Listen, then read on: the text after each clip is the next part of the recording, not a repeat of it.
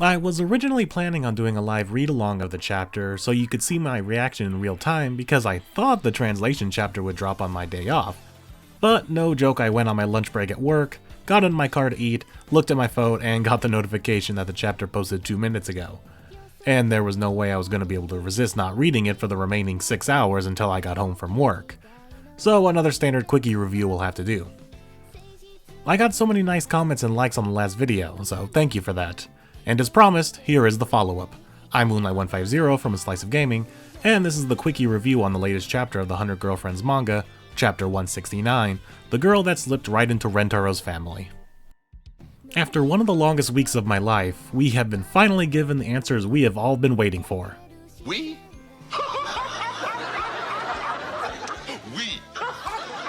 Okay, maybe not all of us, but at least me. The introduction of girlfriend number 28, Shina Usami. And the best part? I was mostly right. Like a solid 75% correct in my guesses on how she was gonna play out. I deserve a nice pat on the back or something. Like last time, let's break down what happens in this chapter, call out some fun details, and give an overall review.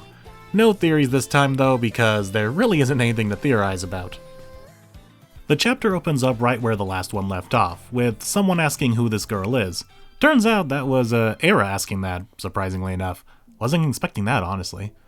And can we talk about how Rentaro in that moment was ready to throw hands and end this girl permanently by saying, "I'll let you live"? Like, goddamn, Rentaro. I know you fought gods and won, but chill. Though, him going feral protecting his girlfriends is nothing new. Shit, I hope he never finds my ranking video. The new mystery girl introduces herself as Shina Usami, a second year. Which, funnily enough, we are at 28 girls now, with multiple middle schoolers, teachers, various adults, 2 third years, and yet only one girl who is a second year, that being Mimimi Utsugushi Sugi. Kinda wild and something I didn't notice until now. And apparently she prefers to be called Usa-chan? Yusa-chan? To which nobody in the remainder of the chapter actually does. She goes on to explain herself that she is someone who feels extreme loneliness, so much so that she pretty much can't function by herself to do anything, thinking solitude and desolation will be the end of her. And this is where the rabbit tie comes in. So we were correct at looking into the rabbit design for clues into her personality, I just completely missed the mark on what aspect of rabbits to look at, that being the part where rabbits can die from loneliness. Shina calls it reverse trypophobia as she hates open spaces and prefers things to be crammed in like sardine cans. But she can also be described as someone with autophobia or monophobia, the fear of being alone.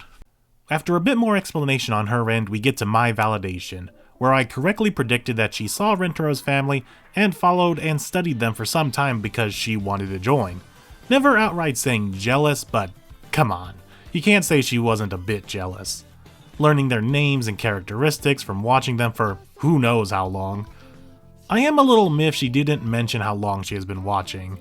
Did she watch others like Himika and Matsuri join and that's how she got the courage to try to slide in? Hoping to just feel like one of the gang to just quietly join the group without anyone knowing? Well, that backfired immediately. She, I believe, is now the third person in the series to bring up the term monogamous and or polyamorous when regarding Rentaro's family. The manga girlfriend can learn a thing or three from this series. Seeing as this is pretty much everything she wants from life, a huge group of people to always be around, she asks to join, to which Rentaro fumbles the bag and Shina runs heartbroken.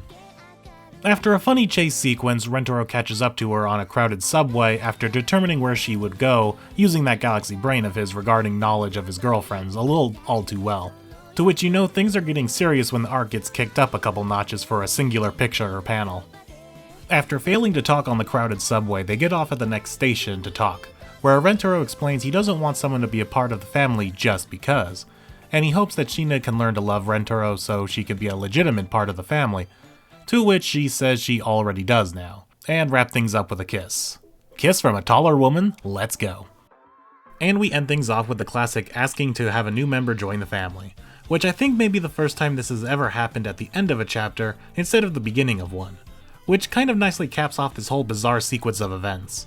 If you watched my first 100 Girlfriends video, you know that this series has a pretty set formula of meeting girl, then hijinks chapter introducing new girl to the rest, to where this is the opposite. We got a wacky new girl meeting the old ones first, followed by the Zing chapter and the girl falling for Rentaro. It's a nice change of pace, honestly. Also, I forgot to mention this in the previous video, but man, this girl do be tall. I don't think she is taller than Yamame, but she may be the second tallest now.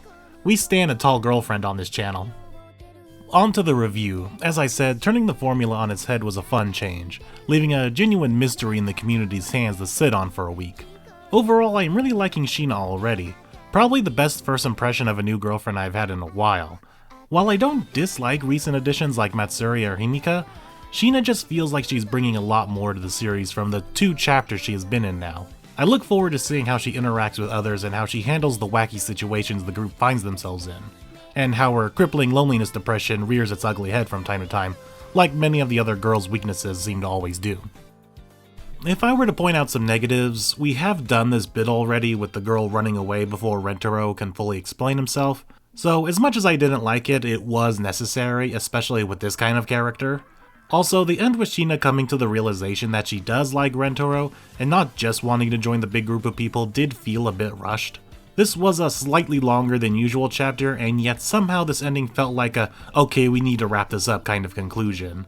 Like, just quickly show the last 2 panels again that just occurred, as her realizing and going for a kiss with no dialogue between the two. And boom, there you go, wrapped up. The zing also felt kind of pointless, or at least it felt like it was just there to be there. With a lot of other girlfriends getting zinged, they usually stammer, having to collect their thoughts, and usually feel flushed or some kind of inner monologue about what they are feeling.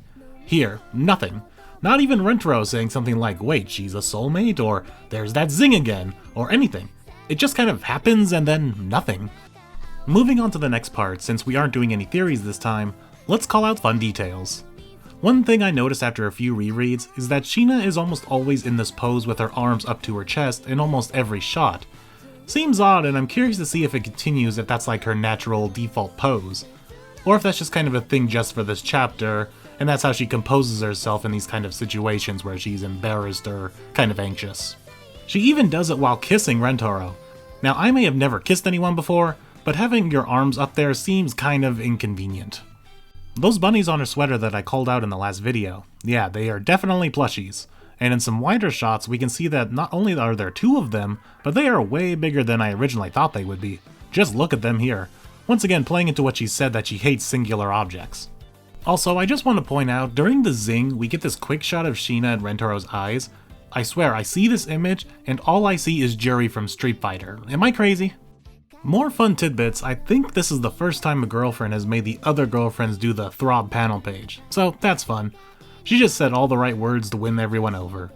Gotta love the small details that the series always throws in, like when Rentaro and Sheena are on the crowded subway, you can see Sheena having heart eyes when they get slammed and tossed around by the crowd in the tight subway car, because she loves being confined and smothered. When they get off the subway, you can see they get off at the station for the town of Karaisugi, which is a city that has been mentioned in the series before, mainly during the sports festival arc. Apparently it's a town no one likes, which is really driven home by the fact that no one else from that crowded subway got off at that station, and that there is no one around at the station at all to begin with.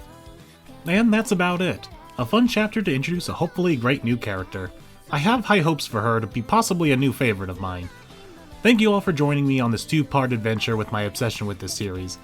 I don't know if these reviews will continue since not every chapter has a mystery to solve or lore to discuss like One Piece or Dragon Ball or something, since chapters can be as simple as everyone just trying on glasses. Not much to talk about in those. So, I guess we'll see how it goes and take it chapter by chapter if I do any more of these. Wait, Mai and Momoha take the maid certification next week? Momoha? In a maid uniform? I'll see you all next week.